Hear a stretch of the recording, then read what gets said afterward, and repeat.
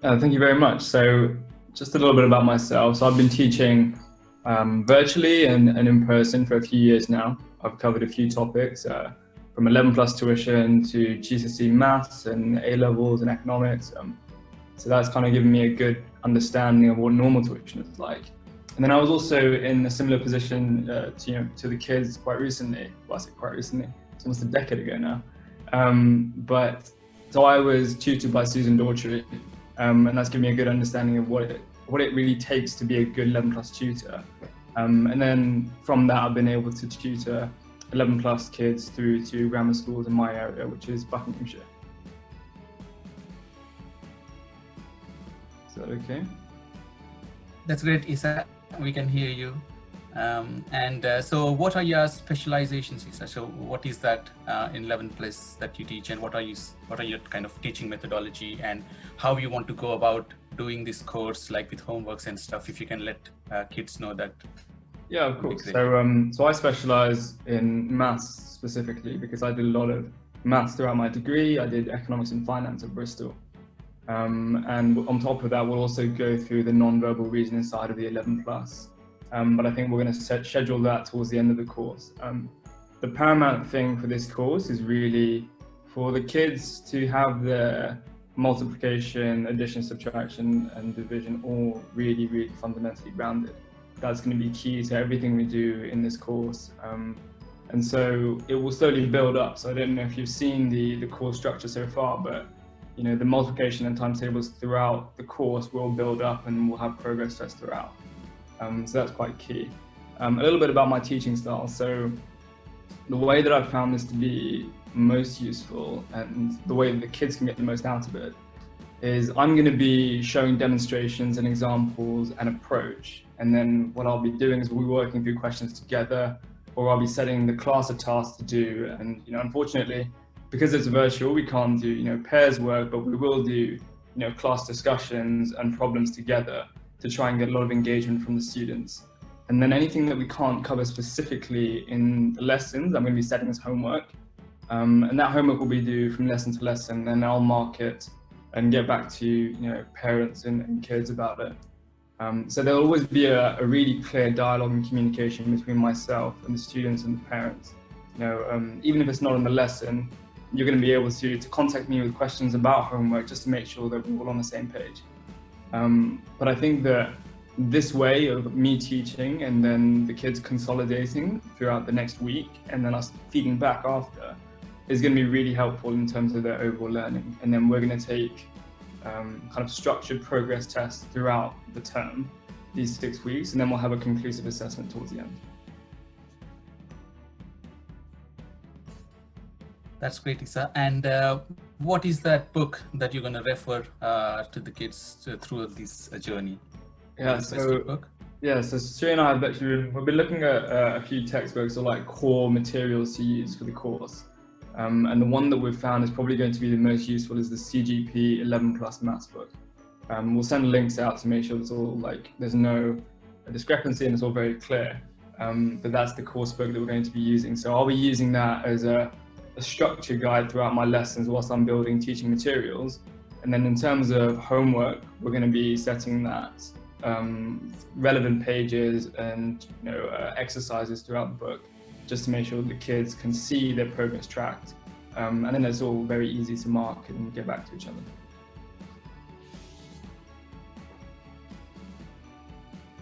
And the other thing that kids always worry about is how is the 11 plus journey hard, or it can be dealt, if you go methodically, it's easy. So your thoughts about it on your tutoring experience? Yeah, I mean, I think that one thing that I would say about the 11 plus, and this is specifically, talking to your kids, it can seem very daunting, and I'm sure your parents have, may or may not have bigged it up to be a really scary thing or something you have to work really hard for. But with the right approach and just doing a little bit every day and keeping consistent with it, you're going to be absolutely fine. I'm going to be here to make sure that we really tackle the problems that you need and try and help you out as best I can. So there's nothing to be worried about. You're just going to have to do your best and trust that we're going to get you there. Fantastic, Isa. I love teaching for a couple of reasons. First of all, I love seeing the impact that you can make on children's lives. So right now I'm speaking to a bunch of you young people who are going to be doing your 11 plus in a year's time. And I'm speaking to you because the two of us, or well, all of us as a group, are going to start a journey. Right now, you're at a point where your 11 plus knowledge is maybe a bit shaky, you're maybe not feeling really strong with your English, but you've maybe got a strong foundation. And we're going to get you up to here. We're going to get you up to a point when every single time when you're coming up with 11 plus questions, you can smash them with almost no difficulty. Because I'm telling you right now, the 11 plus is not something which you need to be worried about. It requires a lot of hard work and it requires a lot of dedication. And I'm not saying that this year is going to be easy. But the important thing is that anyone can do the 11 plus if they make sure to get the work in.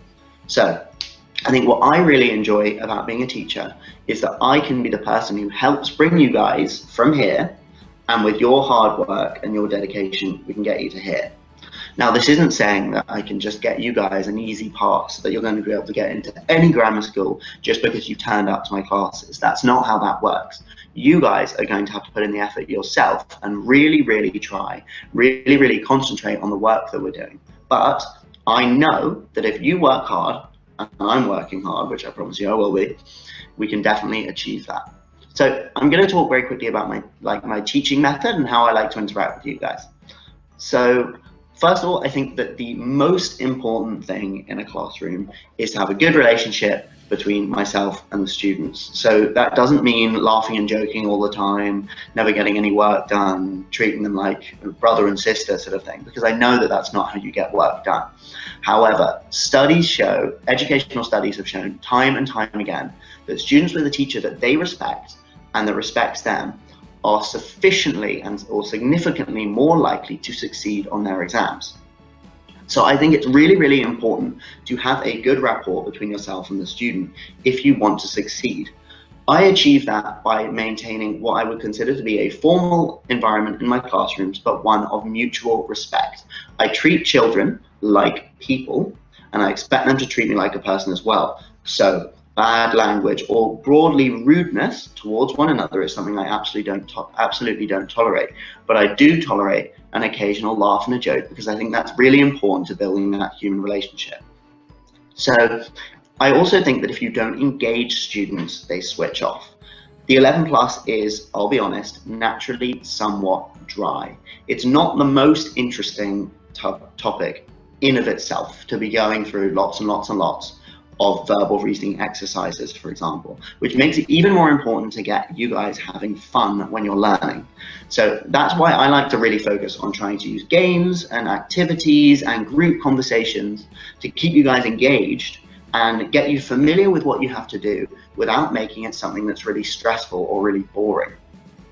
So that basically means that whilst you're learning, you almost aren't feeling like you're learning. The classes are so enjoyable, so easy, that it feels like it's just something which you're doing without having to think, which is exactly what I want.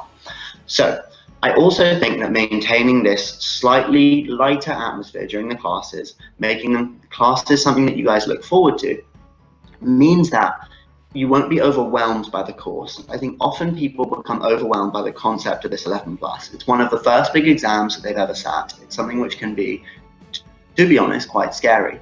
It shouldn't be something that's scary. Exams are a part of life and it's something that we all have to do. And I think that what's very common is that people become overwhelmed by the course, is that they think, I'm never going to pass. There's so much work, I can never do this. And that's not the case. Like I've said already, whilst I've been talking to you, if you want to succeed and if you work hard, you can. And there is no reason why you should be overwhelmed by work. However, you do have to work hard. And what I'm trying to aim is to strike that balance between you guys being able to work hard and being able to achieve what you need to, while simultaneously not allowing you to get overwhelmed by the stress of the process of preparation for the exams. Because I do think that working together, all of us can absolutely smash these exams.